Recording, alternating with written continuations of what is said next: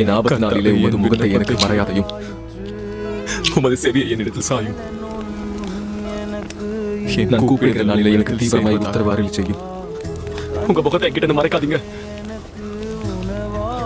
என் ஆபத்து நாளிலே உமது முகத்தை எனக்கு மறையாதையும். தாழ்ந்த தருணத்துல நீ தனியா இருந்தப்ப நான் உன்கிட்ட இருந்து என் முகத்தை திருப்பிக் கொள்ளல. உமது செவியை என்னிடத்தில் சாயும். அத்தி மரத்தின் கீழ் கண்டேன். நான் கூப்பிடுகிற நாளிலே எனக்கு தீவிரமாய் உத்தரவாரில் செய்யும். நீர் இஸ்ரவேலின் உங்க முகத்தை என்கிட்ட மறைக்காதீங்க. எனக்கு தெரியும்.